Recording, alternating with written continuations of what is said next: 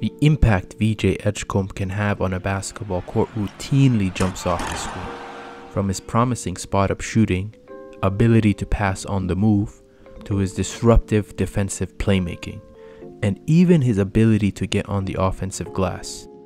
VJ just does things you wouldn't typically expect from a 6'5" guard. He routinely harnesses his elite athletic traits to excel in these areas, but there are still some areas he struggles to assert the athleticism regularly. VJ's discomfort as a ball handler and lack of variety to his finishing game are prime examples of this. How he develops these skills will be key to unlocking his full potential. Let's dive into his game and break down what makes VJ such an intriguing prospect.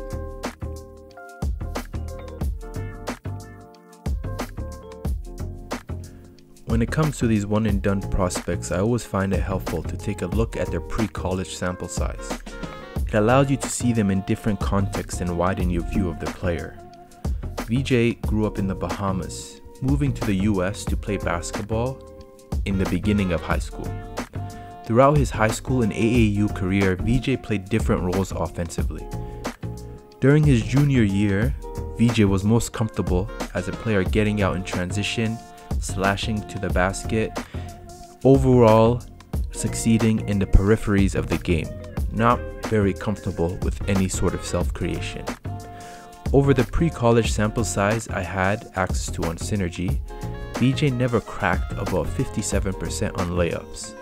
For someone who has a look and athletic traits of an elite slasher, that was slightly underwhelming and foreshadowed future struggles in this area. The 9 games he played for Southeast Elite 17U before his junior year were particularly rough. The jump shot wasn't there yet, and his discomfort as a ball handler was at its worst. However, he did display good bursts off his back foot, which came in handy in attacking closeouts in spot-up situations. As he entered his junior year, he made leaps in his shooting and started to gain slightly more comfort as a ball handler, though he still had his warts. Shooting 46% on his catch-and-shoot threes gave him a good foundation to his game. In the summer playing for Southeast Elite 17U and his junior year at Lehigh, VJ's top 3 play types were transition, spot-up, and offensive rebounds, signaling a player who wasn't qualified nor comfortable taking ball handling possessions or creating off the dribble. With a clear understanding of his weaknesses, VJ approached his 2023 summer with a strong emphasis on ball handling and pick and roll reps. While playing for Southeast Elite in the summer of 2023, pick and roll ball handler jumped into the top 3 play types for the young Bahamian. He started to step out of his comfort zone and explore the studio space he had as an on-ball creator, which was a very promising development considering the athletic gifts at his disposal. My excitement was somewhat tempered when I dove into his senior year tape though. His offensive role looked eerily similar to his junior year, with his main play types consisting of transition, spot up, and coming off screens. I can't say definitively if it was due to team role or VJ just going back to his tendency, but it was a bit of a letdown if I'm being honest. However, he did show improvements as a passer, posting his highest assist numbers and assist to turnover ratio so far pre-college. The catch and shoot 3 also translated well from his junior year, shooting 39% from downtown. There were even some possessions where you could see the improvement of VJ's comfort level handling in traffic compared to his early high school and AAU career.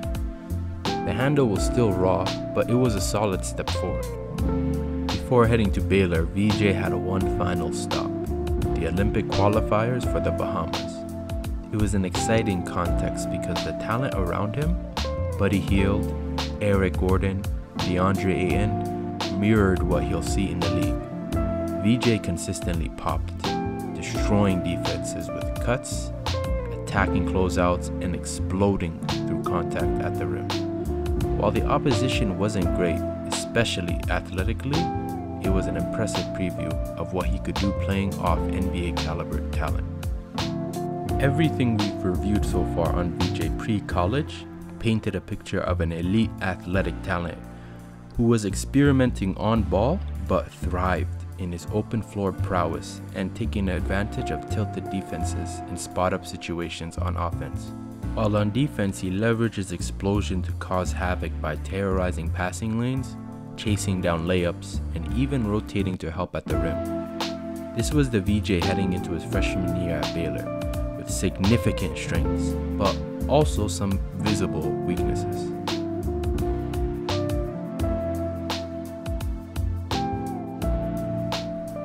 VJ's start to his freshman year was quite rocky. The team as a whole struggled, but VJ in particular looked very visibly uncomfortable in a number of areas. Starting off with his shooting. VJ's old, reliable catch-and-shoot abandoned him over the first 10 games. He shot just 29% on his first 42 attempts. This is where his handling discomfort really started to rear its head. Since teams were comfortable giving him a cushion, VJ wasn't able to eat up that space and be a threat effectively. His 17% turnover percentage was an indicator of that. He looked just sped up and out of his element.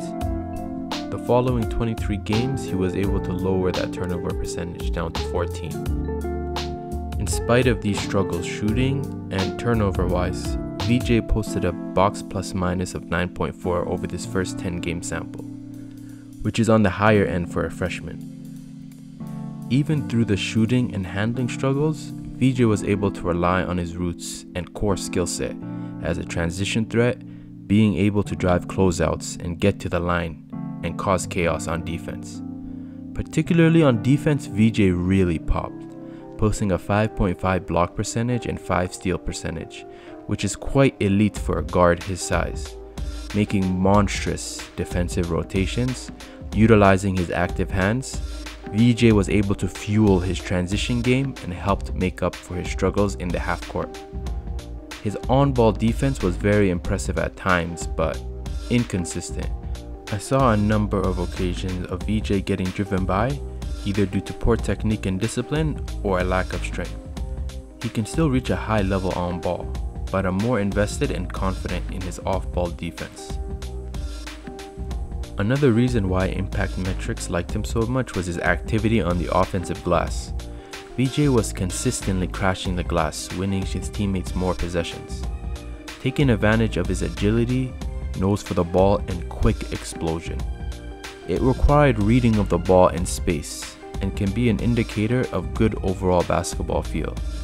This, combined with his playmaking, make me confident in VJ's feel level once he gets into the league. What this stretch really communicated though is how high of a floor VJ has impact-wise when he's on the court. Other guards his size would see their impact heavily reduced going through a shooting stretch like this. But VJ's skill set being so varied means he has a larger surface area of impact relative to other players in his position. His middle stretch of 10 games at Baylor was the best version of VJ we've seen so far. His jump shot came back in full force, hitting 46% of his 50 attempts from 3. He looked a lot more confident and was even hitting threes off some semi-movement, which he struggled with in the past. The other area he improved was his playmaking. His assist percentage jumped up from 17.3 to 21.8 in this stretch, also while lowering his turnover percentage from 16.7 to 13.7. He particularly looked great finding his roll man either coming off curls or in pick and roll ball handling situations, and threw a ton of nice interior passes.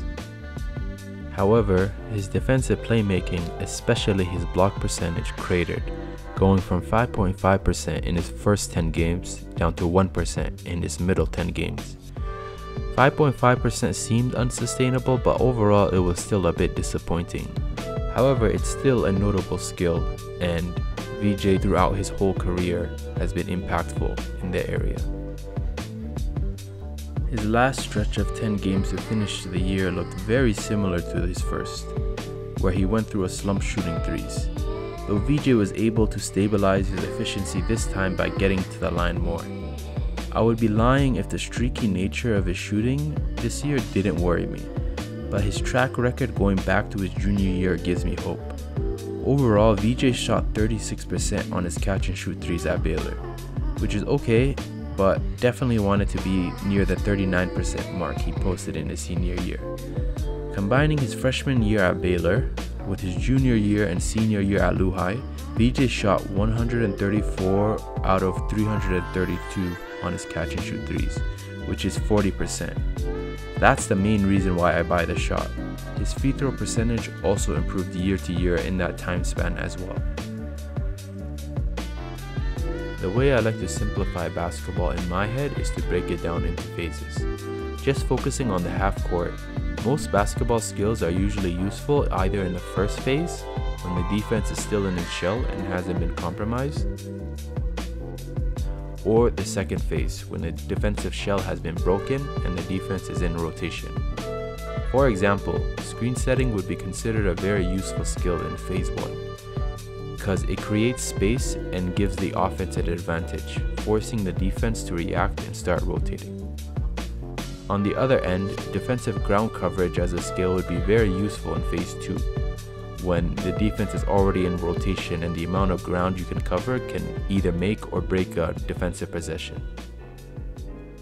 So that's what I consider phase 1 and 2. Then you have the phase where possessions are usually converted or stopped. Let's call it the end phase. Most play finishing skills on both ends, be it finishing, defensive rebounding, or rim protection, fall into this area. These are skills that terminate and end a possession either by converting or stopping an opponent from scoring. Thinking in this manner, although oversimplistic in some areas, allows me to focus on a prospect's skills and where those skills matter, rather than trying to fit them into an archetype or box them in with some sort of player comparison. VJ's most reliable strengths: attacking closeouts, spot-up shooting, solid passing reads, defensive rotations, offensive rebounding, all mostly sit in phase 2 or the end phase. That's where he thrives. Once the defense has been tilted, VJ can punish them. But the big question is, can he add some phase 1 skills, or even follow the path of some of the most common comparisons you see out there for VJ and Anthony Edwards or Victor Oladipo? Personally, I believe VJ is a totally different player to those two, and an example why you must tread lightly when it comes to player comparisons. Not only do they have pretty drastic differences in strength, which impacted the way defenders bounce off them while they're driving, and also the ability to keep their angle while driving, Ant and Oladipo had more handling juice than VJ does currently. For VJ, the biggest hurdles are his handle, touch, and finishing variety. He cannot navigate the floor as he wants currently, and even when he gets to the rim, his touch and simplistic approach let him down. Every year since his junior year of high school, VJ's finishing on layups has gotten worse. This is the most alarming VJ stat to me, because it hints that as he's gone against higher levels of athletes, his finishing hasn't really translated. And no athletic leap will be bigger for him than going from college to the NBA. His finishing style reminds me a lot of Russell Westbrook, where he consistently launches himself at the rim with the hope he can figure out later, just believing in his pure athleticism. However, Russ's frame was a lot stronger than VJ's, and even he still had seasons where he struggled to finish at a high level. Outside of a few nice hop steps and Euro gathers into some floaters, it was tough to find VJ changing speeds or thinking much about his approach to the rim. The better finishers in the NBA don't solely rely on athleticism. You need to be a good athlete, of course, but if you're not able to create angles for yourself, even the most gifted athletes will struggle to finish. The handle also results into him taking off much earlier. Afraid of dig downs or somebody helping down, VJ often picks the ball up early in his gather, which further restricts his ability to get an angle. Even when he contorts his body impressively, his finishing touch often lets him down, particularly his left hand. VJ had many instances of missed layups and even dunks that have started to seem like a pattern rather than an aberration, and the finishing numbers reflect that. Other touch indicators such as runners or floaters weren't encouraging in high school, but that seems to be improving. VJ shot 28% on 52 attempts on his floaters pre-college. However, this year at Baylor, he shot 46.8% on 32 floater attempts, which is a great improvement. The main takeaway I want you to have from this video is that VJ is a high floor, high motor guard with elite athletic tools and real defensive value. His game fits well alongside creators, and his skill set doesn't demand too many touches. He also can enhance and extend possessions once advantages are created. But if he's ever gonna learn how to be a self-creator, those touch and handle issues discussed earlier must be resolved, along with learning how to play at different speeds. If not, he still has a long NBA career ahead of him as a high-level role player. That high base level of impact means he's easy to build with and can fit in many scenarios. His style of play will work in a number of development situations, further increasing his chances to grow. Those are the reasons why I'm high enough on his tools to have him in the top 3 to 5 of this draft.